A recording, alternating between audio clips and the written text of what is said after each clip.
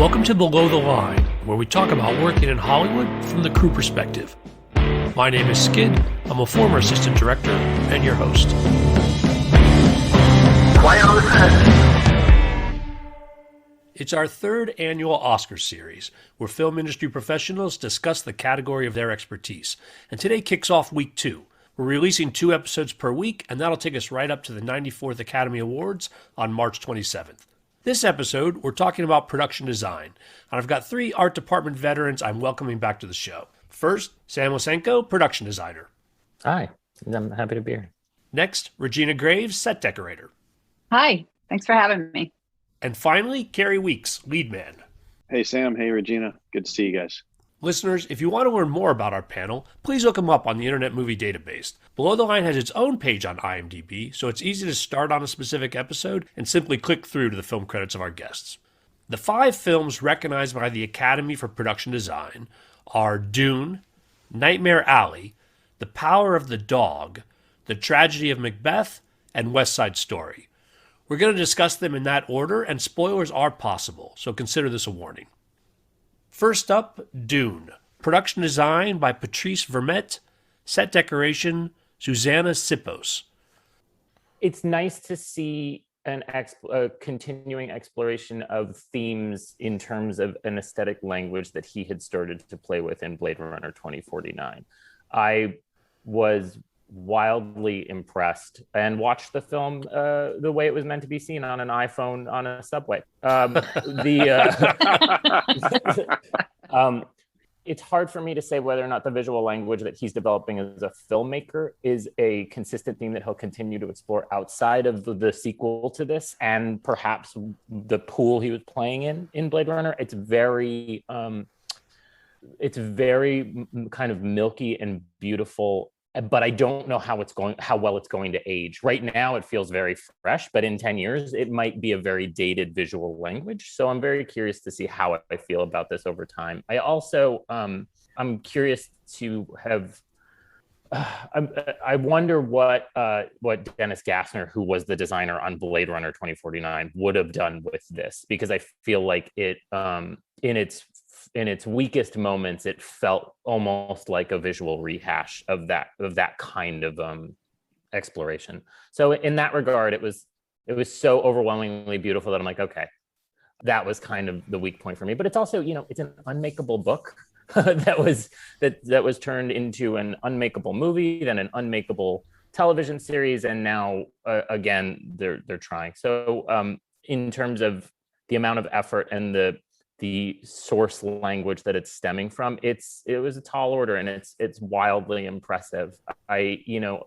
There's only so much you can say about something in which the consideration has to shift in prep from an overwhelming environmental attitude towards production versus like how much of this language we have to deal with in post-production. But some of the smaller set pieces, the ones that I like the most, are the ones that he also had done in Blade Runner, which is kind of those stark stone walls with light casting across them and stuff like that. That's the stuff for me where it's revelatory. And then everything else is just kind of unnecessarily grandiose, I think.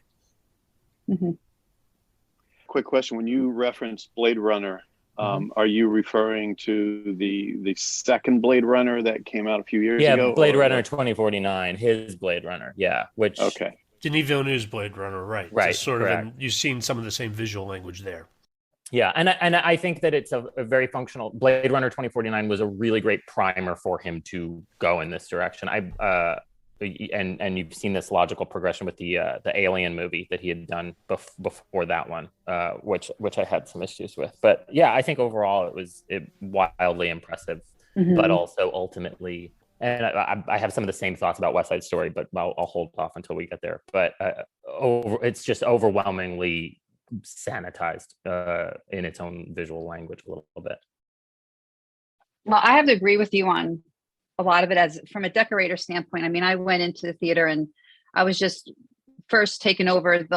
I love the movie. So I was probably taken in with the cinematography, the colors of everything. Like everything was just so beautiful. Everything, the sound was really great. And I was just consumed by everything, the look of it, the sound of it, But from a decorator standpoint, I really love the way they use kind of like the brutalist looking architecture, and then the kind of Japanese or like the Mayan influence furniture and the lighting. I mean, I was kind of taken in by the whole experience of it all. But your point of how it might last for let's look back at it in 10 years. But as a whole, I think it was really beautiful. And I don't know, I just felt like in the whole moment of it. And I think the decorator did an unbelievable job with the furniture, the furnishings, and even like the textile choices. And because being in that time period is just so hard to get furniture and to make sets look the right way because it's so futuristic. You just can't like shop it in the nearest store. And I just loved all their choices and everything they did with it. So that's my take on it. I'm going to chime in now. I walked away going, wow. I saw it in the theater. I saw it on a big screen. And as I was walking out of the movie, I thought, I want to go back and see that again. Now, I'm a huge sci-fi fan. I loved the book when I read it years ago. I hated the first movie with Sting. That was awful. But this, I just thought they hit the nail on the head so beautifully. It reminded me, I guess this had a lot to do with the aspect ratio in which it was shot, but it reminded me visually a lot of like Lawrence of Arabia. And in that sense, I gotta disagree. I think this film's visually is gonna age extremely well. I wasn't saying that I don't think it will. I'm wondering like how, our passions towards brutalism ebb and flow, whether or not it'll fall out of vogue or come back into vogue, and how cyclical it is. I'm not saying I won't love the way this movie looks in 10 years. I'm just curious how it will be interpreted in 10 years. Mm-hmm. Okay. From an architectural standpoint, I can't stand brutalism. It leaves me cold and somehow feeling in despair whenever I see, a lot of brutalist architecture. But for some reason in this, I thought as a vernacular, it works so well in this world. Yeah. And to your point, Regina, about the decoration, I thought they did a beautiful job of taking items that might look extremely familiar in their natural context, but then putting them in a world or environment where they seemed new and fresh, so familiar, but not, that's, an Indonesian chair from Bali or whatever, exactly. It all fit as a piece. And so I do need to see it again because I was so taken in the first viewing, and I haven't found the time to go back. And I'm also struggling with the idea. I think at this point I'm going to have to watch it on my TV, and that doesn't fill me with hope. There was a beautiful approach towards these kind of stark interior spaces, but like ornate carved furniture pieces and stuff, in which there's this gorgeous juxtaposition between kind of organic matter and negative space. I thought that was really effective. Mm-hmm. If I had the wherewithal, I would love to do a Blade Runner 2049 Dune double feature and watch them both on the same day. Yeah, I'm going to have to go back and see Blade Runner 2049. I had a lot of issues with that from a narrative standpoint, but visually, I remember it being, beautiful. So I'd like to see that again. That's a good point. Compare them. What is interesting, Sam, that you pointed out, there's a similar visual style, but we do have a switch of production design between these two films, and not familiar with anything behind the scenes there, but Denis Villeneuve is clearly the through line on some of these issues you're talking about. Oh yeah, certainly. So that's what I mean. If Gassner had done it, I'm curious to see how much of this is Villeneuve versus how much of this is a collaborative effort of understanding the source material and working through it as an art department. He very well may be a puppet master more than a collaborator. I don't know. Regina and Kerry, something you guys mentioned that I wanted to draw out a little more as well. You reminded me of a conversation we had last week with the costume design, where they talked about, even though this movie is set far in the future, you see threads and interpretations of current looks in the sense that it's not blown out futuristic. And when you guys were talking about the choices of the furniture and set decoration in general. It sounds like there's a similar idea that it's sort of a future, but it's not unknown to us. Definitely. And I think they did a really beautiful job with that. Like you see him, reading old books, and there's old artwork. And again, where Timothy is, I forget his character's name in the movie, but when he's, learning how to fight, and there's all the Japanese architecture in the room, it doesn't look like current period, but it also doesn't look futuristic. So there's a really nice in between there. It really pulls you in as the viewer into the story. For me, it did, at least. And like Kerry said, I walked away saying, wow, like I was kind of blown away with the whole movie as a whole, every piece of it. I think that's another reason why it worked, why I was so impressed by it, was that it did seem so original in its look, that I believe that this was another world, not Earth. So to pull that off while using similar materials and things that didn't look completely, I don't know, created out of whole cloth, was especially impressive. There are moments in it where you can pause it and look, and there's bookshelves with books. Like they're not completely alien, which is it's a really interesting approach. Yeah. And I suppose if I go back and read the book, there'd probably be references to things like that as well within Frank Herbert's original book. You brought up an interesting point, Sam, which was, and I was trying to do a little research on this just before we got on, about where the line was between reality and the digital post effects that they put in. I couldn't really find anything about that, but that always makes me a little suspect. I'm sure in the huge exterior scenes, there's a lot of digital aid put into those scenes. Yeah, I mean, for me, it's like what I have seen, at least in the last 2 years, is, and I have absolutely no proof to back it up, it feels as if production designers in general are starting to be a more engaged part of the post-production process, which is great. Even on stuff I'm getting CC'd on emails well into post, where even if I'm not the loudest voice in the room in terms of what they're doing with CGI, at least everybody's listening to what I have to say. And I have seen that critical shift in the communication chain, which is great. But I got to be honest, when I watch a movie of any broad scope now, whether it be lavish period or otherworldly, in terms of considerations for production design achievement, I'm kind of just looking at the first floor of any building immediately around the actors, and the left and the right third of the next building over, and then everything else I'm assuming was a conversation about how best to approach, because it's all set extension now and everything anyway. Yeah. What's nice is you get a really, really subtle VFX person who throughout the process is talking to the production designer, making sure that whatever that set extension is disappearing, as opposed to singing. That was the problem I had last year with Mank, was that every time there was a broad scale exterior shot, I was like, oh, shoot me in the head. It's just so VFX'd out. I think, this is a scenario where it's like, if you can't tell where it ends, even if the critical judgment point being the line where it transcends into VFX, then great. That's it. You did it. It should never be the loudest voice in the room.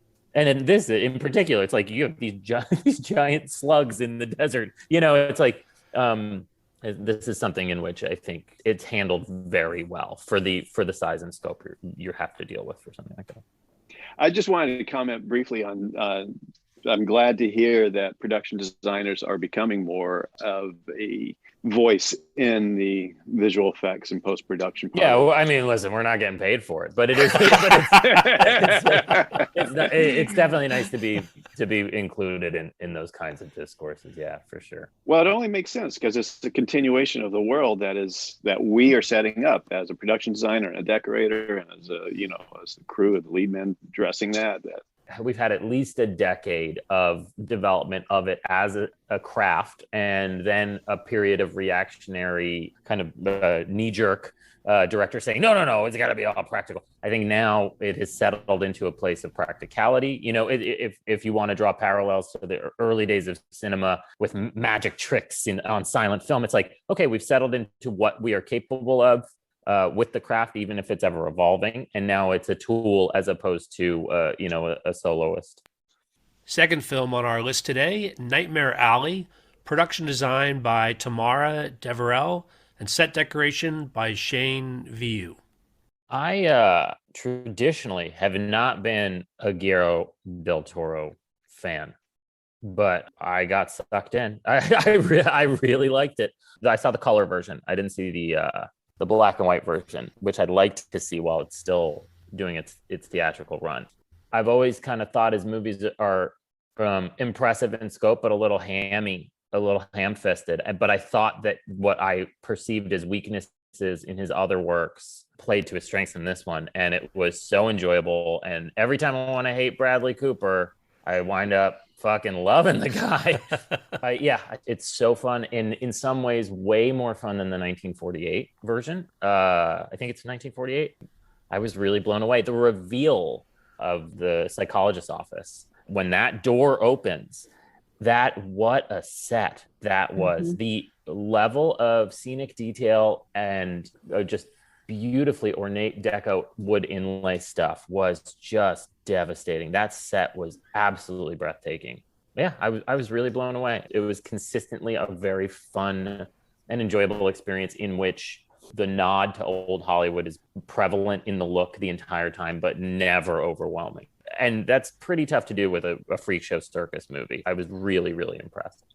So I have to agree with Sam on this one. I love Guillermo, though. I love all his movies. I love the way they look. I love Pan's Labyrinth. I love Shape of Water. That would be like my dream to work on one of his films. Nightmare Alley, from start to finish, it was just like every scene it was just beautiful. One was more beautiful than the next. I love the whole creepiness of the show, the circus, all the homes, Toni Collette's house, the backstages of all the circus. The Art Deco was to die for. Like you said, that office, Cate Blanchett's office, was just unreal. The hotel where they were living. I mean, one set was just better than the next and told the whole story. And the colors, I don't know. I walked out of that movie theater just saying, wow. Yeah, I just can't say enough about it. Tracking those furnishings down in particular is getting really tough. And not only have decorators been plagued with supply chain issues for the last 2 years, but a movie on the eve of World War II, you really, especially when you're dealing with a poverty class, you have to dress it like it's 1920. And that stuff is now 100 years old. It is very hard to effectively find that dressing. Yeah. And to pepper it in, especially in the residential interior across the street from the permanent. It was so great. Camp. It was so good. Yeah, the level of detail, everything. Yeah, the decoration, I think, was really the high point of the movie. Yeah, that would have been a dream job to shop for. Would have just going into all the layers of things. Who was the decorator? Shane. Oh, right. Yeah, just wildly impressive. And he also did The Shape of Water. I mean, he does beautiful work. Never met him, but he does really great work. So I'm very impressed by that movie. I hated it. No, I'm kidding. No, I agree with both of you. It was astounding. The color palette I was in love with from the very first shot to the very end. I just love the palette. Every set was gorgeous. Actually, it's funny, my wife brought this up, the Art Deco set, Cate Blanchett's office. And she just posed the question of, was it too much? Was it just too deco-y? I'm not sure. We kind of tossed it around a little bit. It did sort of stand out from everything else, I think, because it was so intensely deco. But they brought you into a deco building. It was from the hallway to the elevator to even the back hallways. It was all of the period or of that architectural style. So I don't know. As a showpiece set halfway through the movie, it's not, I didn't subconsciously take it in as what a realistic deco interior space should have been. And instead it felt more like we're in a movie. The approach felt more intentionally cinematic and hearkening back to movies of the 30s than an actual interior space. And for me, I didn't necessarily bump on it. I think your point is incredibly valid. And yes, it's absolutely over the top in terms of scope, but it's also a really fun interior to spend 30 minutes of the movie in. So in that regard, especially since we've been subjected to such poverty and it's such a critical high point for his character financially, that it's so nice that it is such a juxtaposition from the beginning and the end of the movie. It was, and I love the high tech version of it too. The microphones and the recorder that came out of the cabinet. It was beautiful. All of that. Yeah, it had like that ode to like a film noir movie. So I just like the whole, and I could see how you saying like it might have been a little bit too much, but I think it fit perfectly in that film for that character, and it just worked. There was the single of the two mics attached to the desk, and it just a pop, just like nobody's in the frame, clean shot of those microphones. That was great. Yeah. I love that. Yeah, like His Girl Friday or something. Yeah. And Regina, when you're talking about the character decision, so except for her introduction, I believe that all of Cate Blanchett's scenes take place in that office. And so would it be a character decision to decorate it the way it did? In other words, is it meant to say something about her? And would that be a discussion they would have had? I think so. I think that the office, because it centers around her and she's a woman and she's powerful and she's also very well put together and has style. I think all of that kind of translates in that office. And again, it's a juxtaposition of how his character, he came from nothing and he was in the circus and they have no money. And then it's at his high point where he's making the money. I just think it all fits, the colors, everything. But it would definitely be a conversation. Don't you think, Sam? I think it would be a conversation with the director and how that character is viewed. And yeah, of course. I'm sure there were countless conversations about she's a predator, we're in her cage now, and visual parallels between that and the geek cage stuff. I'm sure that was a consideration. To what extent it was executed is a little hard to say, because to me, it didn't feel like anything other than a high deco interior office. I'm sure the casement glass windows or something. It was like, oh, it's like prison bars and light. Who knows? But I there's definitely this sense of, we're in the hornet's nest. That if my cursory 3 a.m. viewing of the movie is any bellwether, I'm sure they verbalized it on set.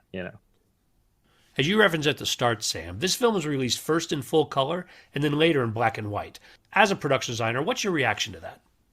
He and his DP had been talking about potentially shooting this in black and white, and then decided against it when they started doing camera tests. So I believe that, from what I understand, they were checking monitor for both, but they were lighting for color and then did a complete second color correct for black and white after the thing was in the can. So I don't doubt that they were probably being considerate of both.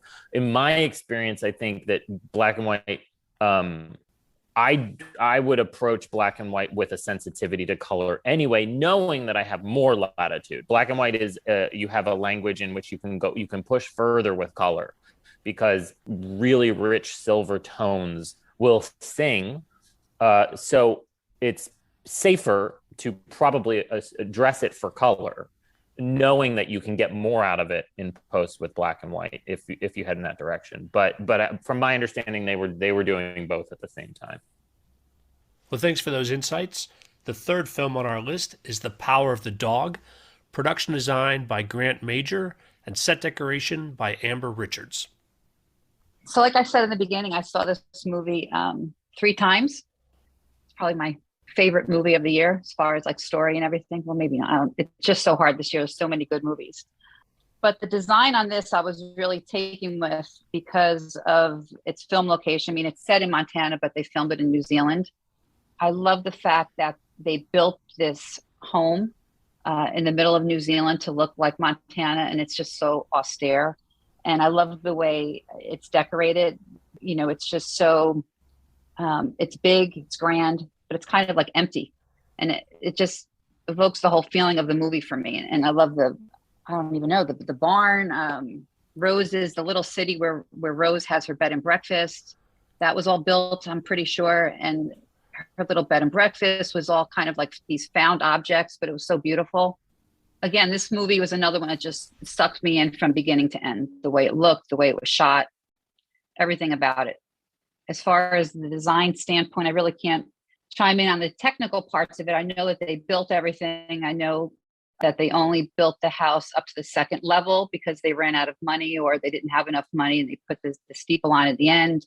That they used like this craftsman style home that's really seen only in the East, but because this family, I guess, has a backstory, and they are originally from the East Coast and then came into money, supposedly, and the parents built this house out in Montana.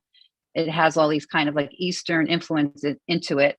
Then the home was like left to the sons, where they also have like this kind of weird backstory, I guess. And that's why they sleep in a bedroom together instead of having separate rooms in this huge house. But the house is grand, but also feels kind of like cold and empty the whole time. And I guess it just points to the whole storyline. And I think it was done very well and very beautifully. I too love this movie. I'm a big Jane Campion fan anyway. The house was amazing. It almost felt like they took the cold expansiveness of the Montana interior and somehow put it inside the house. When you stepped inside the house, it didn't feel like you stepped into a warm, safe enclosure. It still felt slightly threatening, very threatening actually, inside that house, particularly when Rose was there. But even with the interaction between the brothers or the help, there was just this underlying feeling of tension and potential violence that somehow came out in the sets as well. Great movie, great casting, beautifully shot. I got a question though for you. Somehow when I found out that, it was shot in New Zealand, I always get a little, I always want these things to be shot in the location where they're supposed to be. Does that ever bother you at all, Regina or Sam? Sometimes it does, but I was listening to a really good podcast between the designer and the decorator, and they were talking about filming it where it was. And they were saying, Jane had visited Montana, Grant was saying, and because Montana's changed so much, and they wanted this kind of landscape from the 1920s and they found it, in New Zealand, that Montana wasn't going to work for them. And I'm sure it's probably a little bit more convenient to shoot it in New Zealand because that's where they all are from. But yeah, sometimes it does bother me. I hate when a movie is supposed to be set in New York. And as New Yorkers, you can tell it's not shot in New York. It's in Canada or Atlanta or somewhere else. So sometimes it does bother me. The female-led Ghostbusters was shot in Boston as New York. It was just it's just Yeah, I think it's a case by case. I think you want to surround yourself with a team of people who probably share that critical baseline. Like, yeah, of course we should shoot in the real place. When you're dealing with broad landscape stuff, finding old growth tree line is very complicated in the eastern half of the United States in particular. And as you head out west, so it's very hard. If you're doing Abe Lincoln film, Kentucky looks nothing like what Kentucky looked like. And part of that is radical changing of the age of the trees. So stuff like that forces you to push. I think I'm a born and bred New Yorker, but if you tell me we're doing 1940s New York, I'm probably going to want to look at Hoboken. I think that it's probably a case by case. So I don't want to poo-poo it inherently. If you have an effective approach and everybody's on the same page about it, I think that it can sometimes be a little bit easier. They didn't have dinosaurs and they still made Jurassic Park. So I think you have to you have to be open to the fact that the tapestry of environments shift enough that it is critically sometimes impossible to actually achieve it in the place where you want it. You really wish it could be. No, without a doubt. I just felt that in this instance, Montana is an enormous state. I find it difficult to believe that they couldn't find the vistas in the landscape still there.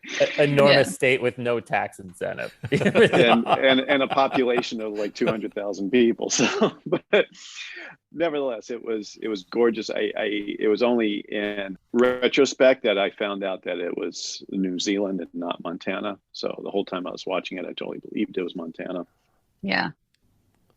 So Kerry and Regina, when you guys talked about the interior of the house and the feeling there, I think it brings up an interesting point that we have discussed before on these review episodes.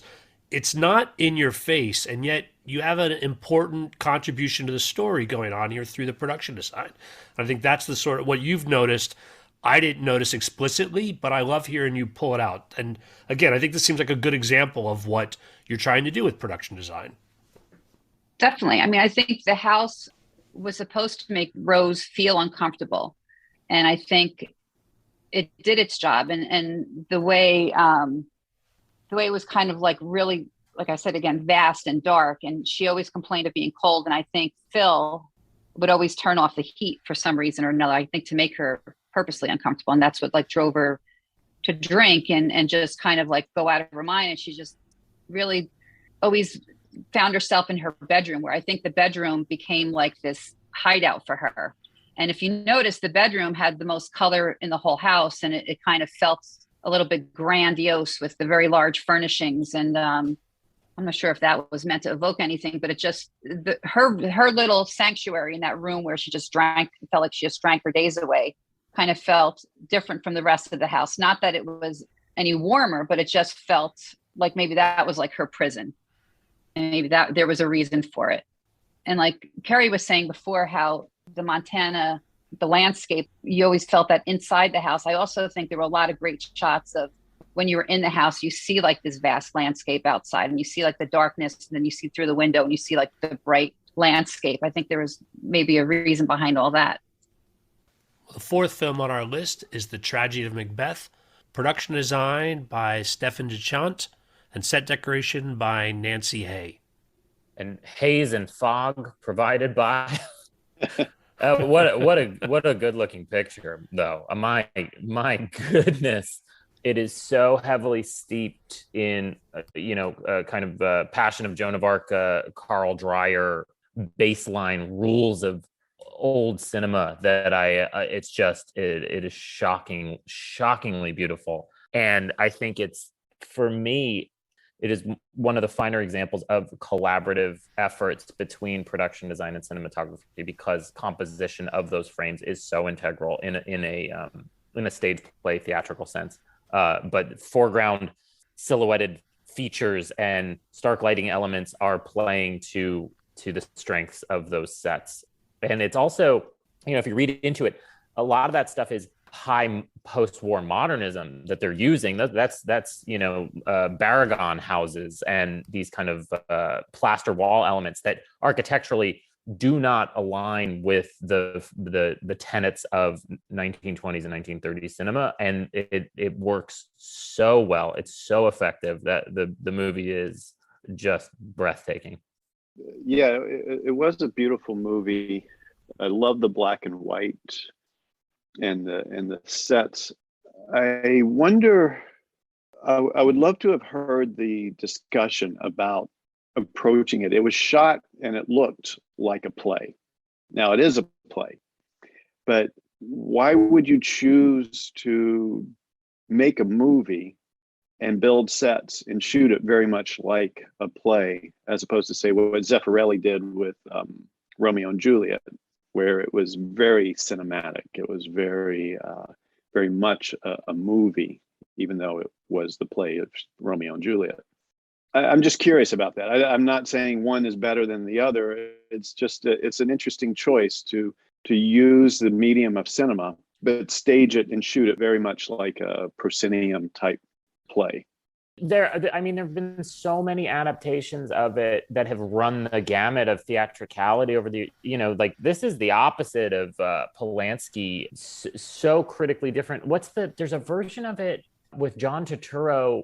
The story's been transposed to the mafia, and it's like a crime caper. I think it's called Men of Honor or something, and the character's been renamed to Macbeth, and they call him Mac or something. But it's a great film, but it is the opposite. It is how does this function in cinematic space where you're dealing with real world interiors? And I just thought it was so refreshing to see it staged with considerations for theatricality more in line with what it would be in a fixed space like a stage. I thought it was awesome. Whether or not the choice was reactionary to other versions of it, I don't know, but it's definitely the opposite of a lot of other film adaptations we've had in the last 20, 30 years. Sam, Men of Respect is the film you're talking about. Men of Respect, that's it. Yeah. Oh, wow. It's awesome. It's awesome if you haven't seen it. It is an interesting point, though, Kerry, because it occurred to me as well. It feels like they're using stage direction for a lot of the sets, and I think from a production design perspective, but I don't get the sense that it's filmed like a stage play. In other words, we get changing points of view, we get over the shoulders. In other words, they seem to be using the language of cinema, But the production design, I think, is very heavily influenced by sort of a stage approach. And Sam, when you talked about some earlier Hollywood takes on this, I'm curious whether you see this as differential or hearkening back to that time period. It is so apparent that Carl Dreyer's films and Murnau and some of the high German silent film is heavily influential here, and some of that stuff functions in a similar capacity. I haven't seen Passion of Joan of Arc in years, but I do recall it being staged in a similar way. And to a certain extent, the practicality of that staging was because moving the camera was a new thing. Like, you know what I mean? Like when Murnau does these incredible tracking shots in Sunrise, it blew people's socks off because nobody laid fucking dolly track before. So I think to the extent that it was a novelty and an exploration of medium then versus a reappropriation of that visual language now, I think that's a debatable topic. They may have, as a team, when prepping this, just watched that stuff and fallen in love with that language and said, this is an effective medium by which we can communicate idea without it being the revelatory process of movie making in a new way. It may have just been like, this is fucking cool, let's do this. It doesn't necessarily make it a bad approach. I just think, it's a tool.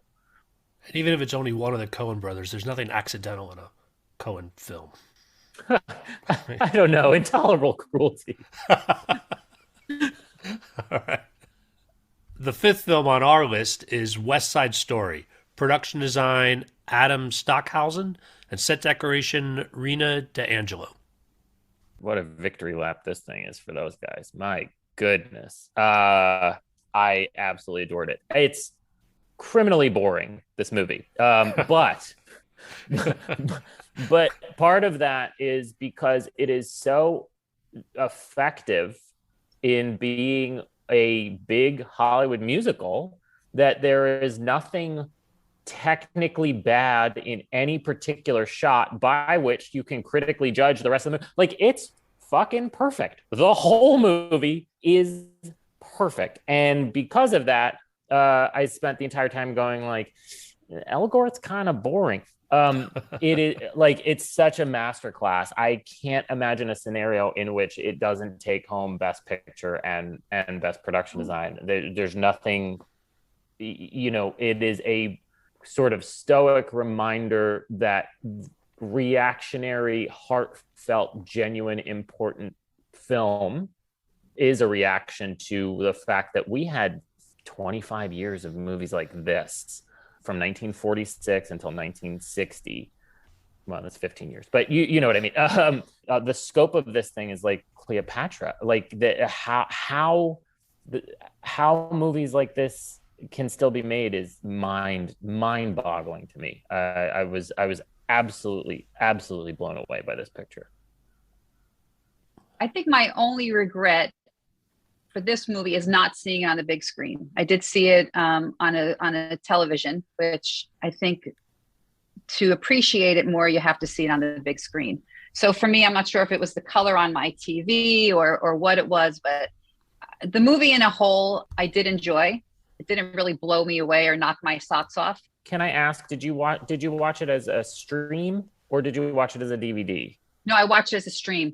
Because what's happening is with the streaming is that the blacks are getting truncated, because I saw the first half of it on a big screen and then I watched the DVD screener, and it is night and day. You gotta go see this thing in a theater. Well, that's what it probably is, because it took me out of the film. And in the beginning, I thought I was watching like CGI. It actually made me dizzy because it was so like desaturated, and then all of a sudden it was bright, and then it was just kind of like, it just looked, the background looked fake to me.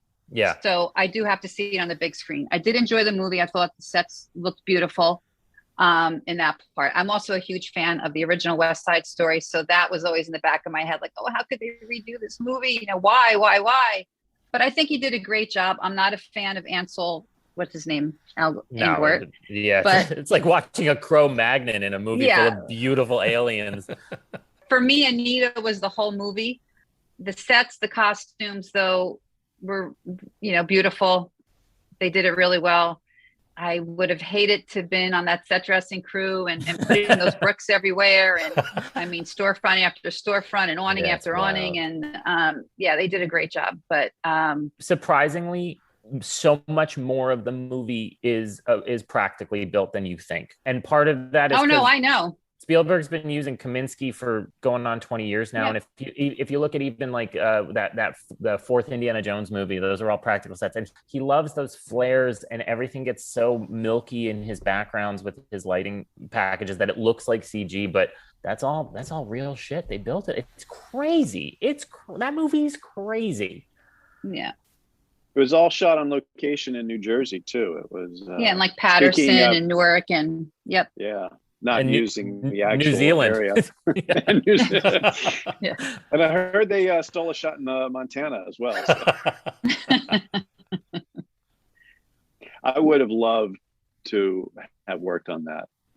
As a set dresser, that kind of dressing is just exciting. That's what me and my crew would really just sink our teeth into that, and then at the end of the day you can stand back and go, yeah, we did that. And from a set dresser standpoint, even though I haven't seen the movie, I know a lot of the guys that were on it. I heard a lot of stories about it. And I just, what a great opportunity to have that. That's one of those unique opportunities in which not just props but set dressing plays an integral role in interactivity with action during musical sequences. You bump into a pinball machine and the lights go off, or slide down a bench. These construction and set deck related elements needed resets like they were props because of action during musical sequences that is all timed out. The logistics behind that stuff, that has to be mapped out with timing, with sensitivity towards playback. Like I can't believe they made this movie. It's crazy. It's such a movie. It's such a movie in such an impressive way. What a masterclass. What a masterclass. I just want to call out Phil Canfield and his crew. Yeah. I was going to say that to you, Kerry. I was going to say, give Phil a call. He'll tell you some really good stories, because I just worked with him recently and he told me all about it. They had some really hard nights. Hard job. I bow down to Phil and his crew. Yeah. He's like, top tier, and nothing but respect there. Yeah, they did a good job. Awesome. Great job. Incredible. But Kerry, watch it on the big screen. Don't be like me. I have to watch it again. All right, I'll get 2 tickets. We'll go together. Yeah. I did catch a problem when I watched some of it again last night, which was that, I could be wrong about this, but I believe that in the police station scene, the floor tiles are 12 by 12 instead of 8 by 8. They should have been 8 by 8. They should have ripped the lino down to look like asbestos, and they didn't. They kept it at 12 by 12, and it ruined the movie for me. I didn't catch that one.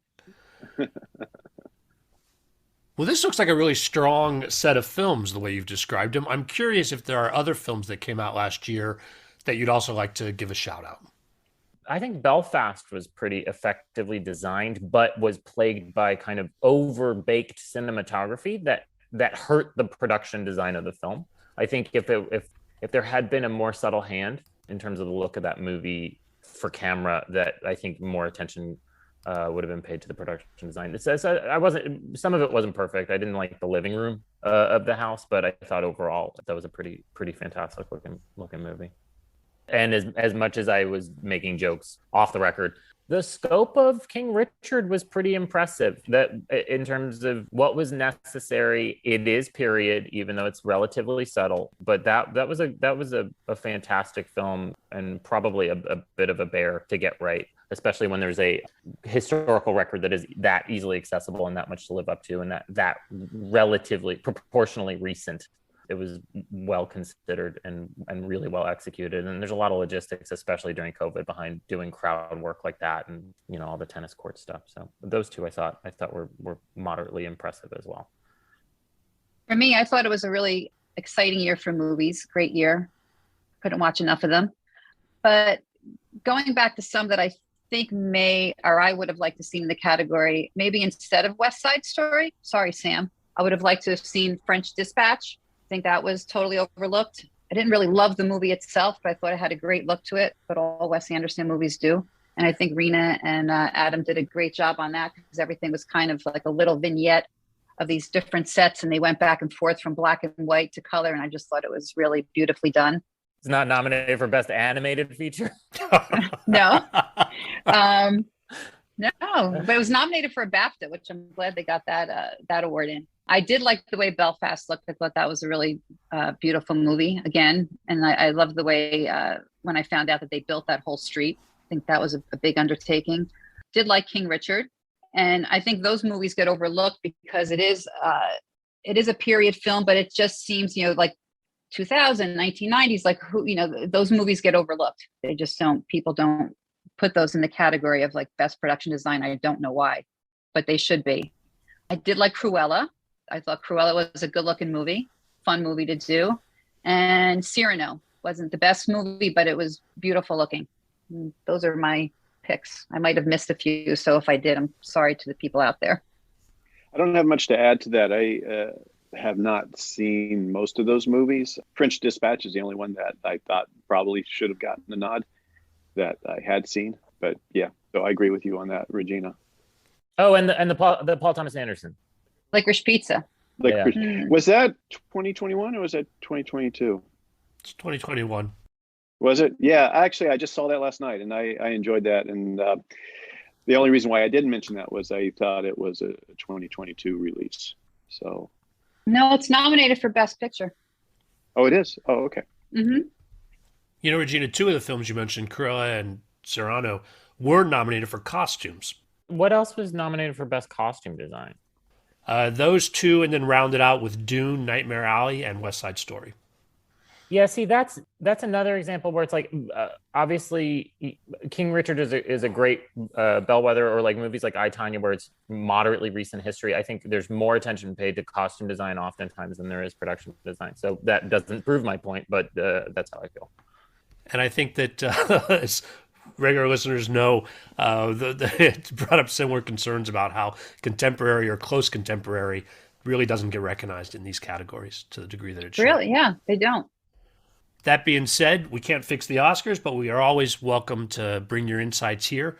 We love hearing what you guys have to say about this. Thanks so much for joining us once again. We can't fix the Oscars, but we can fix the Globes with a little money. Take care, guys. We'll see you again next year. All right. Thank you. Thank you. See you, everyone. Bye. Bye. Bye. Listeners, that's a wrap. If you'd like to learn more about the podcast, please visit our website, belowtheline.biz. That's B-I-Z. It's easy to peruse past episodes, and you'll find links to all of our social media. That includes our page on IMDb, where, as I mentioned earlier, you can learn more about my guests. Thanks to Curtis Five for our music, John Wan for our logo, and all of you for sticking with us. Please rate us wherever you get your podcasts, and tell your friends. Thanks again from Below the Line. Is there a visual effects category in the Oscars? Yes. There is. Mm-hmm. Kerry, I'm going to edit out that you asked that because, well, it's embarrassing. No, there is. It's embarrassing that I didn't know that.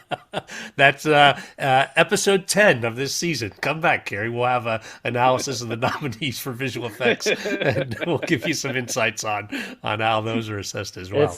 It's all right. We'll just change your question in post-production. Yeah, speaking of fixing in post, I don't mean to out-geek you, Kerry, but I'm pretty sure that in the Frank Herbert universe, this is an extrapolation from current-day Earth. Humans have gone to the stars, and it is 10, 20,000 years or something, but they do carry forward our Earth tradition. So it's I will not say it's completely probably been lost. 40 years since I read the book. So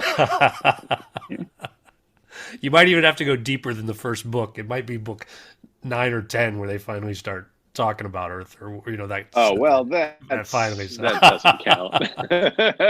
All right.